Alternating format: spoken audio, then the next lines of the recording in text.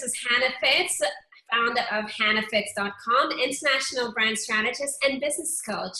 I'm here today with a wonderful guest, Dr. Carmen Simon, who is changing how the world communicates. Now, we've all heard it that your brand message is key to standing out and creating a memorable and sought after brand. She is a cognitive scientist who has helped some of the world's most visible brands create memorable messages by focusing on how the brain works.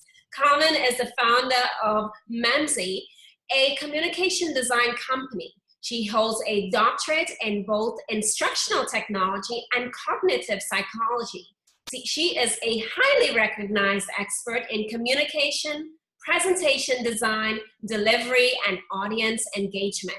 Her sought-after keynote speeches unveil science-based techniques for getting others to see your way, remember your way, and also go your way.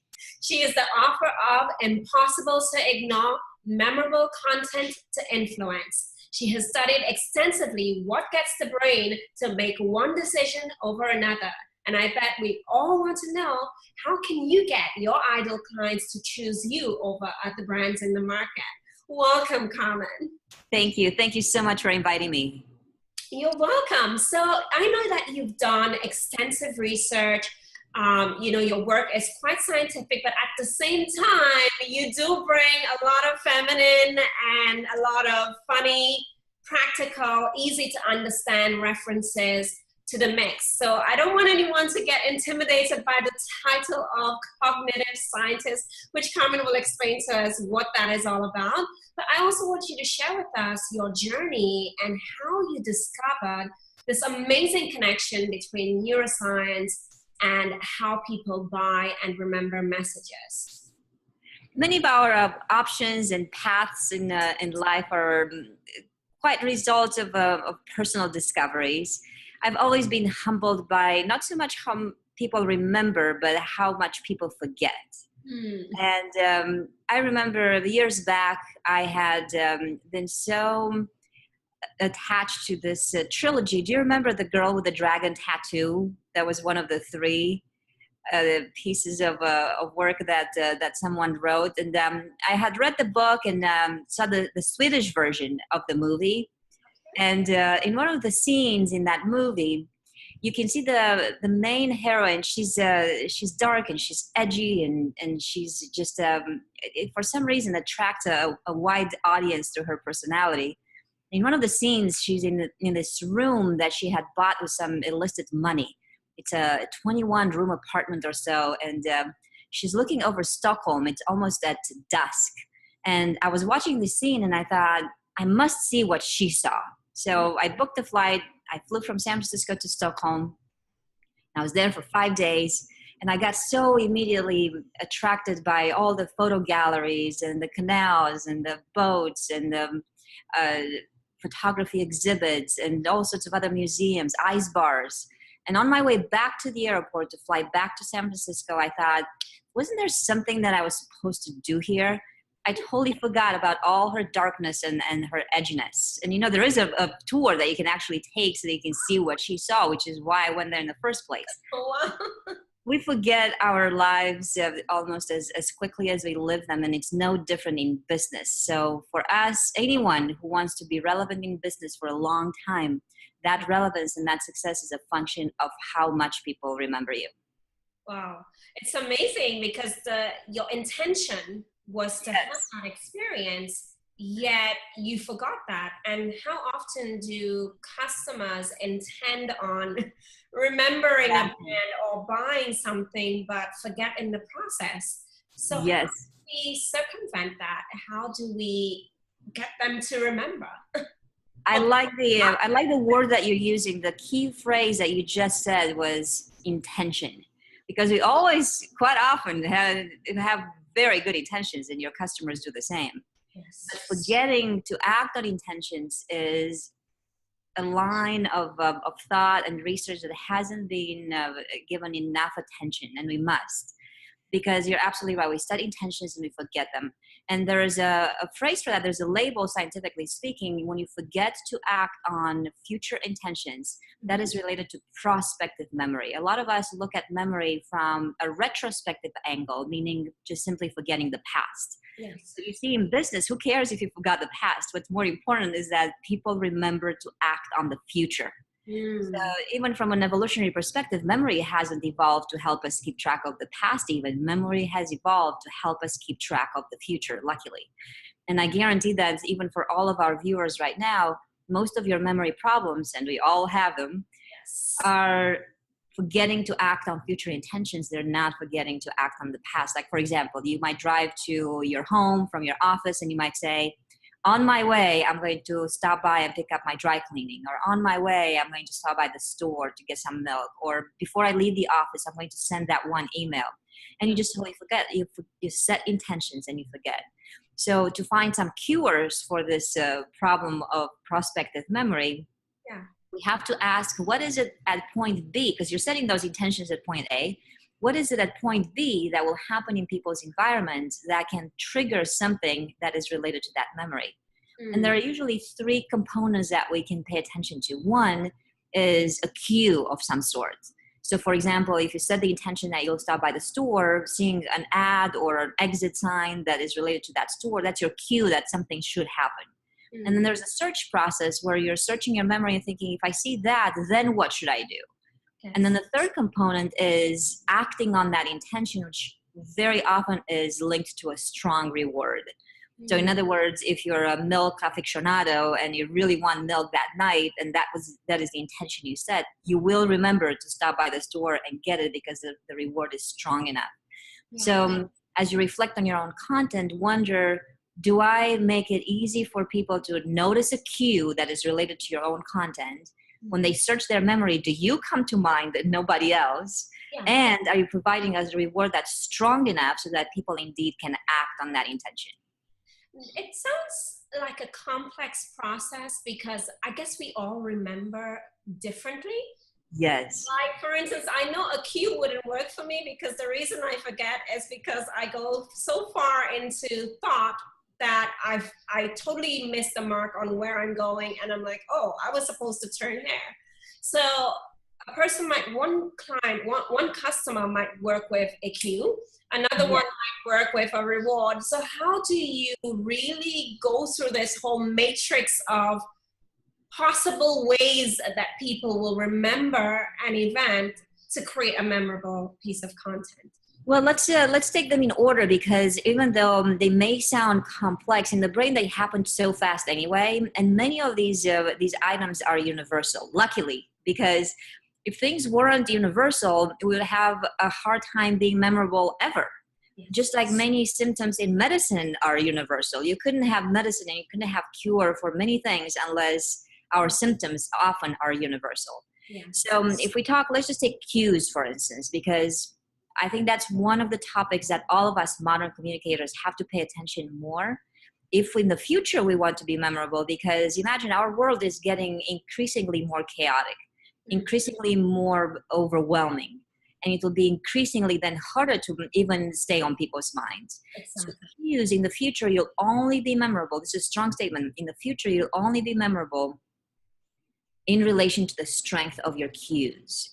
And cues, let's reflect on those, because they don't always have to make people think. The reason that maybe you thought it's complex is because maybe it makes you think. But a cue, if you're using something, for example, that is reflexive in the sense of something that is bright, something that is big, something that is shiny, something that, well, it defeats your expectations. So if you expect something big, now you're seeing something small, or vice versa.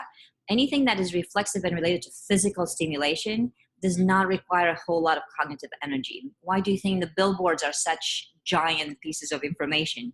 If you're going to take that exit, if you couldn't go straight and now all you had to do was make a right because the sign tells you so, that's reflexive. You don't have to think about it, and the cue is there. So for all of the communicators out there, the advice that I would have is this: consider something that you want to make memorable and associated with a strong cue that is related to your content. I'll give you an example. I'm working with a client right now. And in their presentation, they're having a car racing metaphor. Now that is tricky because car racing metaphors have been done a million times before. And in many of these person slides, we see people racing their cars, and you see these sporty kind of cars, and you see people with helmets. I mean, it's just so intense. And to a certain degree, we can understand the metaphor because it's not really difficult. You can think in the sense of, okay, we want to accelerate a business very much like these car racers are accelerating in their own sports, and that's fine. But at some point, this person wants to make memorable a message that tells these people it's time to accelerate. Just go after it, just very much like a Formula One driver would. Yes. But in this one memorable slide that he wants to make sure that it's memorable, he has a picture, at least right now, of a person with the helmet, and he's focused, and you can see he's focused in the mirror that they're using. The picture is very intense and very nice.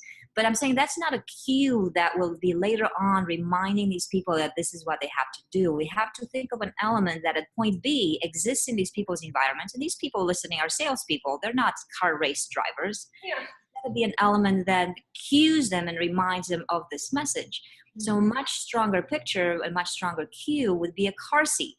Something that is kind of reminiscent of a sports car, but it's still relatable. So you can use one of those seats that you'd never see in your car.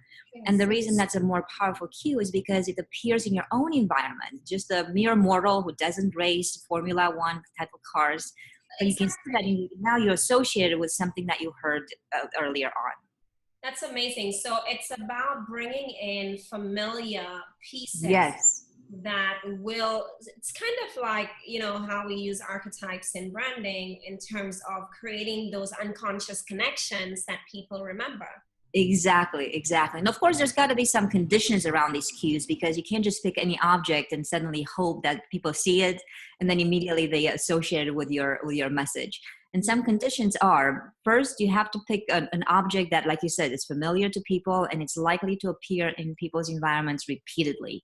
Mm-hmm. This is why metaphors related to space shuttles don't really work, because we don't see space shuttles in our environment that frequently. A car seat, however, much stronger, because that familiarity and that repetition is going to trigger a memory, have more chances of triggering a memory. There is no secret about memory. Repetition is the mother of memory. And another condition is to make sure that you associate that familiar object with you and no one else. Mm-hmm. Because sometimes people forget to create that connection, that unique connection. And then maybe when I see a car seat, I'm reminded or I'm cued about somebody else's message or something else. So that connection is quite important, because people will remember regarding your message what you said, but also the source of that memory, which is you. So are you then being credited for what you put in people's brains? That's amazing. So it seems like no matter what the combinations are, familiarity and repetition are probably the two most essential.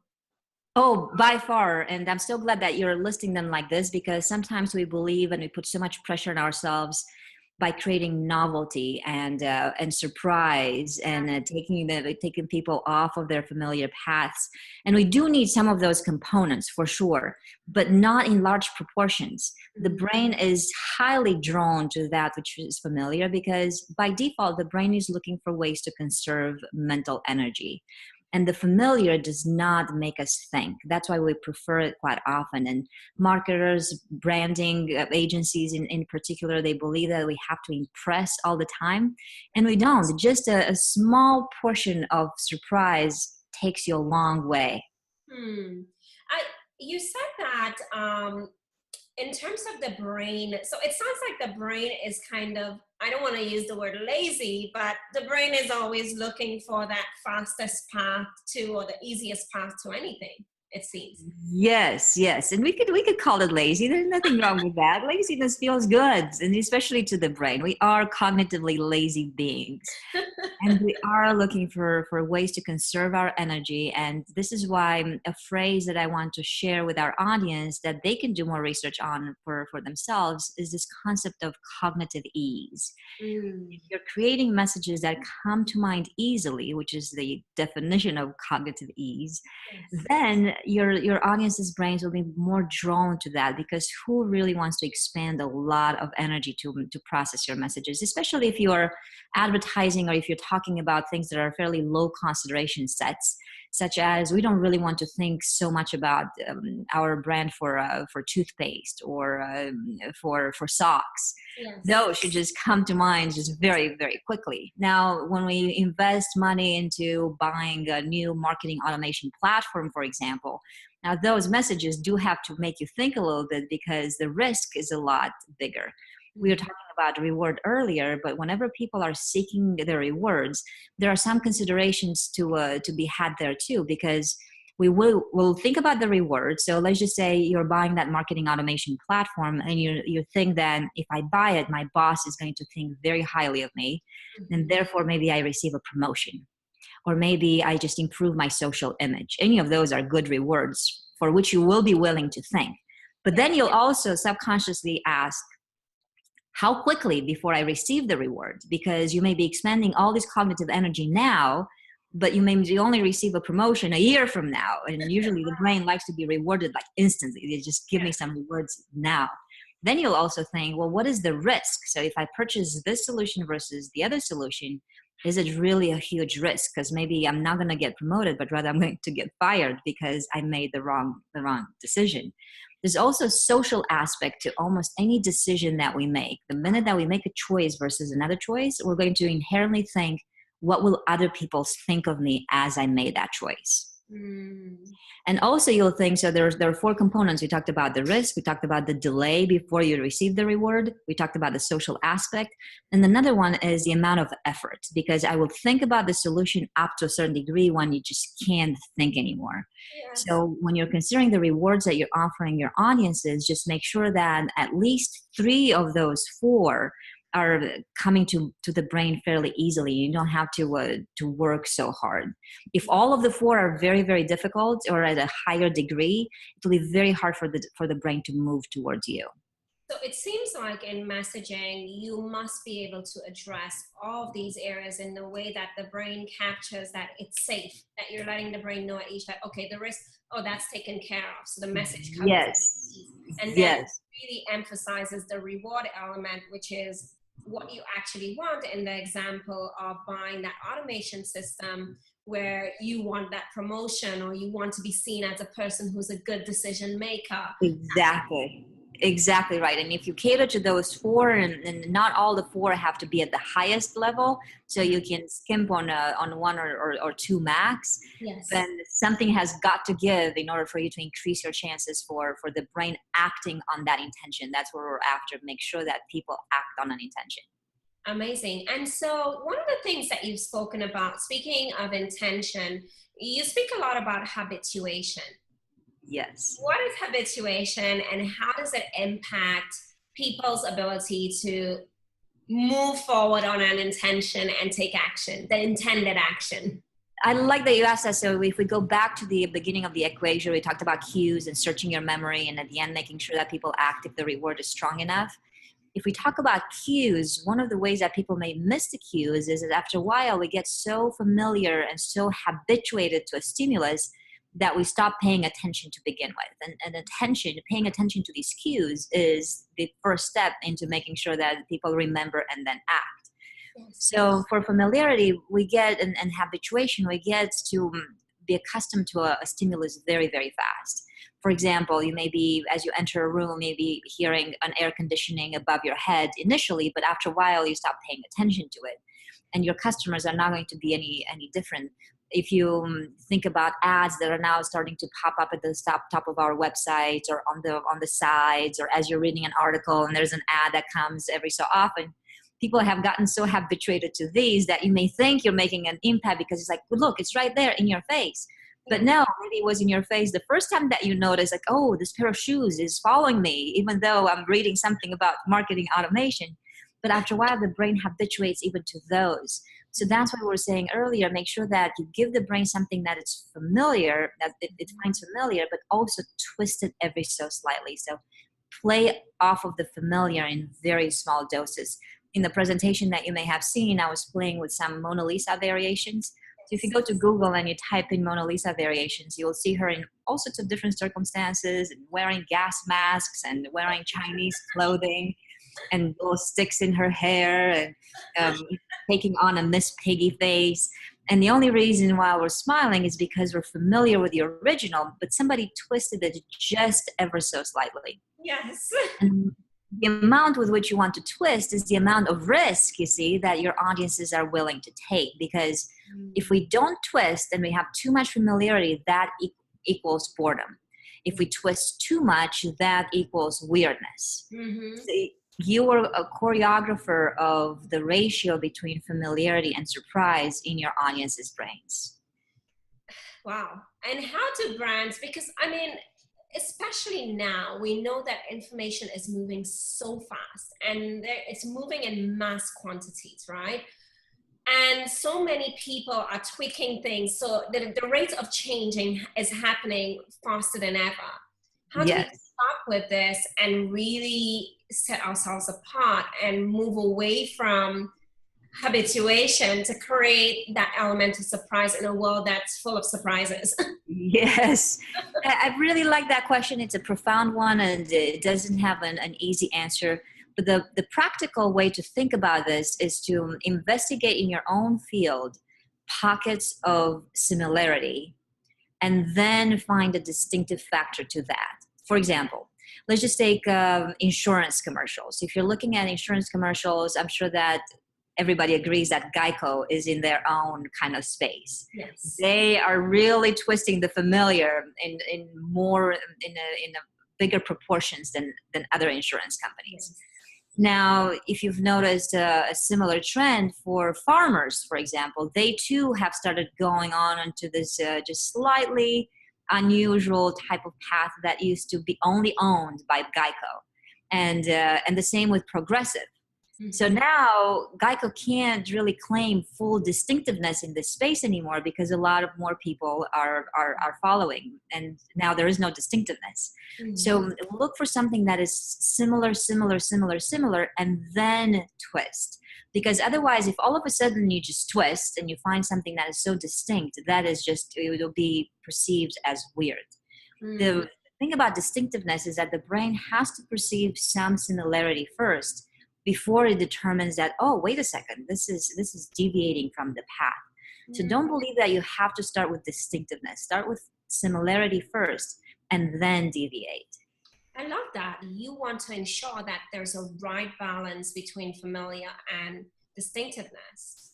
Exactly, the right ratio. And then also consider, what is it that my audience's brains tend to perceive as similar? So for example, if all the insurance ads used to be kind of bland and only telling you some benefits that you would have as a result of hiring that or using that insurance company, and then suddenly it just comes up and somebody and it has stories and has cavemen and has all sorts of unusual and unexpected things, then that's the reason why we perceive that distinctiveness. Geico wasn't popular because all of a sudden they had all these unusual elements. We perceive those unusual elements just because, given the background of all the similarity in the insurance ads, now something that is opposite of that is going to attract attention.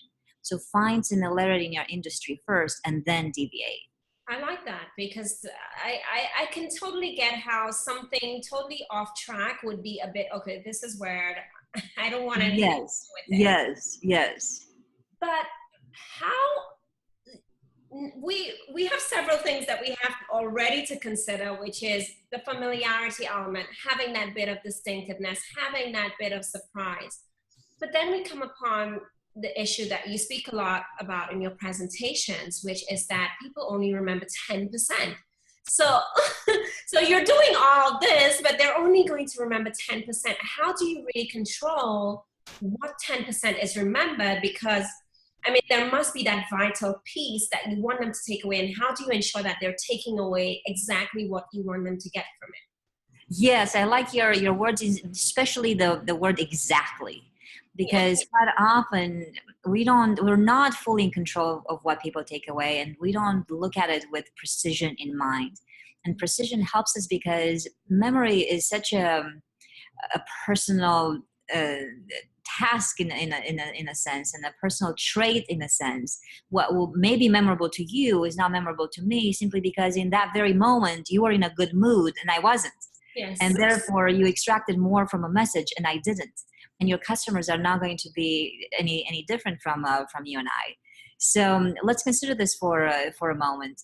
First of all, if you want to be memorable with precision, be very, very particular about what you want people to remember. I'm noticing that as I work with executives and as I help people make their messages memorable, the number one flaw that I have to correct is people don't know what they want to put in other people's minds. Mm.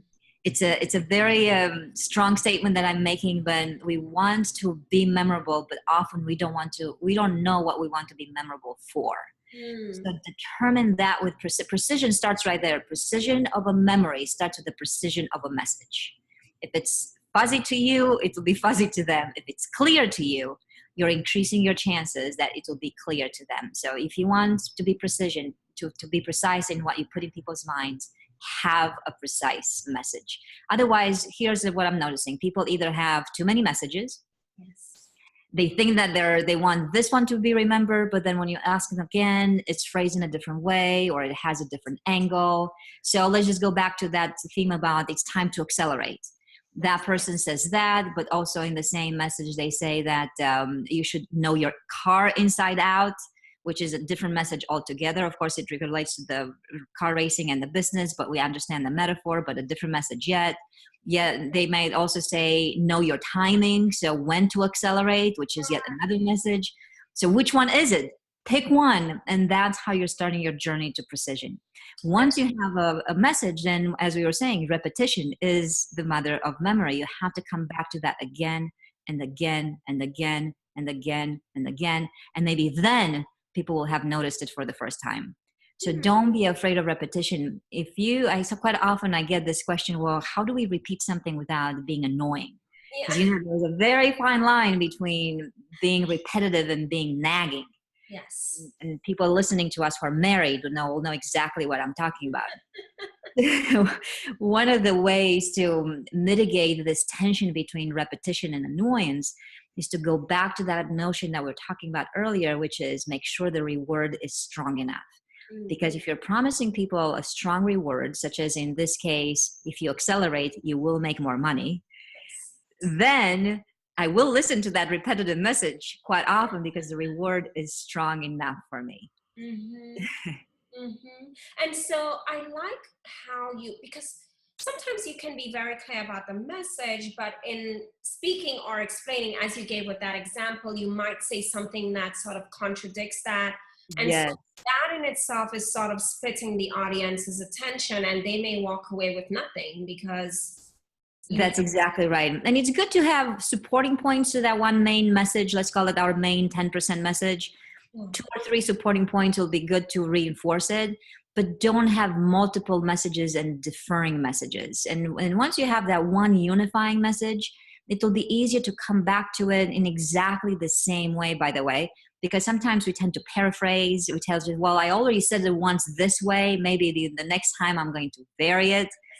And so stay consistent in your message. However, if we do want to increase the chances for being memorable, in addition to being precise about the message and repeating it more often than you think necessary, another way to increase the likelihood for memorability is this: place that message in multiple contexts, because in that way you're activating multiple parts in the brain that then create different connections to this one message. So for example, that time to accelerate, instead of just simply expressing it through the car racing metaphor, maybe I'll also place it in a soccer field, or maybe I'll also place it as I'm driving to the grocery store, or maybe and I want to get there just a little bit faster.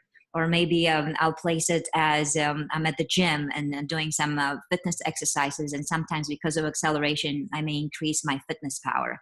So you see, the more context in which you place that very consistent and repetitive message, now you're associating that message with different cues, which then later on can trigger the memory of it.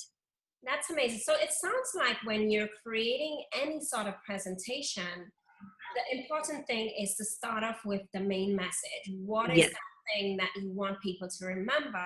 and then expand into the ideas that you want to share around that so that you always hone in on the core message. Exactly. And then this just solves the problem of sometimes people wondering, well, if people only remember 10%, then just give them that 10%. What's the use of the 90? Yeah. The reminder for that is that the rest of the 90 serves as a sidekick to the 10. Is not there as unnecessary information, is information that you almost sacrifice, but is necessary in order to make something stand out. Because if you didn't have the 90, even that 10 will be easily forgotten. And very much like I went all the way to Stockholm and totally forgot what I was there for. That's amazing. And so you've given us quite a lot of information on how to make a message memorable. But what are some of the mistakes that you see a lot of marketers make today that make them forgettable? One is the one that we just already mentioned, which is having way too many messages instead of one consistent message. There was a company that I was just looking at. I think they're based out of UK. Bisley or Bisley, I think they're spelled. They're doing. They're in the office furniture space, and one of their campaigns promises precise organization of your all of your office elements. Right. So they have a really sweet campaign if you want to check it out. So go to Google and type in Bisley, Bisley, and you will see what I'm talking about in terms of organization. But when they change their campaign to say, be more efficient in the way you organize things, see, that's a different message yet. They're not just promising organization, but also efficiency in that organization. So their marketing campaign then changes. So the clarity of their message is number one in making sure that that you're memorable. Not having multiple messages around something that you want to put in people's brains. Another mistake that I'm noticing people make is they're staying way too abstract in their messaging, and especially if you're more into the B2B space. Consumer messaging is sometimes a little bit more fun, a little bit more tangible.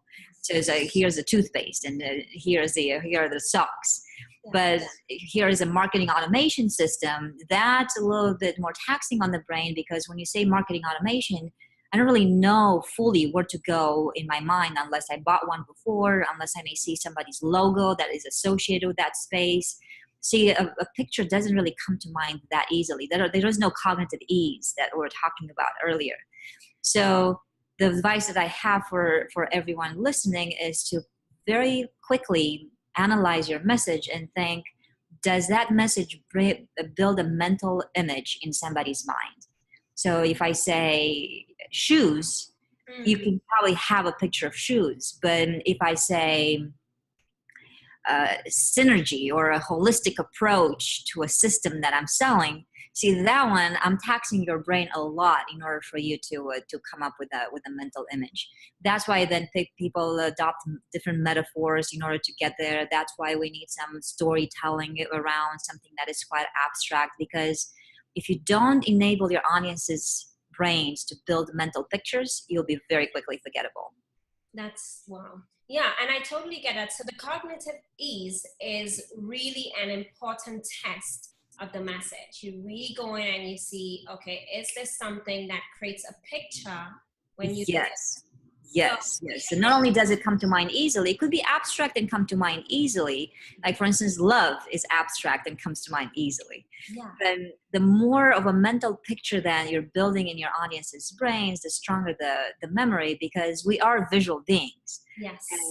And being visual is one of the easier ways in which we can become memorable. So analyze your messages and ask this: do I paint a mental picture with this in people's minds? Like, for example, if I were to say to you, climbing Mount Everest is like running on a treadmill, breathing through a straw. See, I'm using words, but I'm helping your brain create a mental picture of what's going on. Yes, I like that. And one of the other things I've heard you say in one of your presentations is that a message should have another feature, which is called portability. And I love that. I think the guy you were interviewing that day, you asked him, think of a line from a movie that he remembered, and he referred to Arnold Schwarzenegger's "I'll Be Back." And I love the reference that you gave in terms of the message, why this was. Can you just share with our audience who probably never heard this interview, why this line became such an epic global phenomenon, and how we can create messages that have that type of iconic feel to it? Yes, it's an intriguing feature of any of our messages, and it links directly to the message that we've been discussing today from this person's presentation, "Time to Accelerate." Yes. Anytime you have a line, a phrase that can be applicable in multiple contexts, that is a definition of a portable message. Sometimes our messaging only applies to a specific content, like buy this marketing automation tool. Yeah. And that only applies to marketing automation tools. I can't take that to the grocery store and be in the frozen aisle and think I need a marketing automation tool. Yes. Whereas when the person says, "I'll be back," you can use that phrase in many contexts. You can be at the grocery store and use it. You can be at the gym and use it. You can be in an airplane and use it. It's just a portable phrase. Yeah. And the reason a portable phrase is quite often useful to memory is because of those conditions we were mentioning earlier. Whenever you can picture yourself in multiple contexts, the key word is picture. So you see, you're building these mental images, but also a lot more things get activated in our brains and can later on serve as cues. So the next time I'm at the gym and somebody has used that phrase, "I'll be back," I'll remember it. The next time at the grocery store and somebody used that phrase, I'll remember it. The next time I'm in an airplane and somebody used that phrase, I'll remember it. So the more portable and the more you're emphasizing this portability, you're building multiple cues in our brains. That's why portability is so important. So this person with his theme of "It's time to accelerate," even though used in business, has a great chance of portability, because that phrase "It's time to accelerate" has this fabric of being portable. Amazing, because so it's really about, again, we go back and we really see the central message is that the brain is really lazy. You want to make sure that you give it all the pictures and cues, that it doesn't have to do a lot of work Yes, to get the information in. that's exactly right. Amazing, amazing. This has been such an insightful interview. So I wanted to know from you, what is the next big change or thing that we should be aware of in terms of how we create memorable content and really create that standout, top of mind brand? The big change in the cautionary advice that I have for all of us is that as the world is getting more complex, the brain will find additional ways to protect itself and to conserve that energy. So as you're investigating your own messages, consider this cognitive energy aspect in the brain, because your message may be processed at the end of a full day for somebody when there's very little energy left in it. And as a result, it'll go for something that is habitual. As a result, it'll go for something reflexive. So we will make decisions based on something that is bright, that is shiny, that is louder, that is a little bit bigger, just simply because we don't want to think anymore. Or we will go for something that has become a habit for us versus putting some cognitive energy into it. So be very cautious, because in the future, we're going to have to handle even more stimulation, even more information. So the good news, though, is that the brain does tend to go for reflexes and habits. So if you can make or link your messages to something that the brain already finds habitual, that is good news, because that means you get the best of both worlds. You're offering the brain a good reward, because what is a habit but a reward that we keep indulging? Yes. And you're not making it think too much.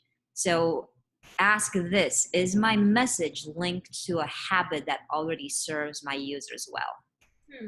Wow, that's amazing. And can you give an example of how you would know that habit, what that habit is? Because as you know, it might vary so for each person. So how do you find that common habit? Oh, for sure. And there is no easy answer for that one either. So you'll have to do a lot of market research. And luckily though, as the world progresses, so do our tools for investigating our viewers and investigating them not only at a conscious level, but also at a subconscious level. For instance, in my business, I'm starting to use those EEG headsets that people wear on their scalp, and they're then exposed to stimulation. And then a few days later, I conduct a memory test in which I ask them what they remember. So see, now it doesn't become so much of a conscious exercise anymore, because I can correlate something that they do say in words and they think of it a little bit, but I already know what was in their brain and what stayed there without really making them think. So in the future, we'll have a lot more tools and techniques to investigate what is habitual and what tends to get our attention naturally without even asking people. Because sometimes in market research, we may not necessarily get the correct answers simply because people want to tell us what they think sounds good, what they think we want to hear. And we're getting closer. Exactly. And we're getting closer and closer to the brain without asking people's conscious questions. That's amazing. And so, I mean, I just have one last question before we wrap up today. So with all of the memory, all of the information and people, and knowing that the brain is lazy and we need to help it out, I heard in one of your talks that movie scenes have become increasingly shorter. It was once like 10 seconds, I think, in 1930s to 1940s. And then you said like after 2000s, it was four seconds. And today it's at about 2.4. What does that mean for us as marketers in terms of how we make presentations and deliver messages? Because if it's now at 2.4 seconds and you talk about habituation, so now we are used to seeing things happen faster. How does that, how does that affect how we deliver presentations and content? I really enjoy that question because it alludes to a myth that exists out there, which is that our attention spans have gotten shorter. And even though the brain is drawn to these very short segments and increasingly shorter segments, it's not true that our attention span has gotten shorter. The brain hasn't changed much for the past 40,000 years. But you're absolutely right. What has changed is our tendency to crave shorter segments of stimulation packed with a lot more motion. So even as we look at Hollywood, not only have those average shot lengths gotten shorter, but there's more motion that is being packed in those. And in our personal lives, we get more and more accustomed, habituated to seeing those segments. But then when we go to work, or when we hear professional messages, those tend to drag on and on and on, and not much changes, and there isn't a whole lot of stimulation and animation in those. So for the future, as we look at these trends, the advice I would have for any communicator is to make sure that they balance well longer segments with shorter segments that have a lot of movement in them, segments that don't. This is why you are preventing the brain from habituating to a specific type of stimulus. There isn't that one stimulus is more right or wrong than another stimulus. Is the variety between them and the lack of predictability that is going to get us there. So, for example, after a long period of something static, we're prepared to hear something or to see something that moves. But after a lot of motion, now we're prepared to see something that doesn't move. After a lot of facts, we're ready for some emotion. But after a lot of emotion, we will be craving those facts. After a lot of text, we will be ready for a picture. But after a lot of pictures, we will be ready for some text. So look at all of your stimulation as ladders. Once you have climbed one ladder, let's just say pictures, you're now ready to step down and climb another ladder, let's just say words.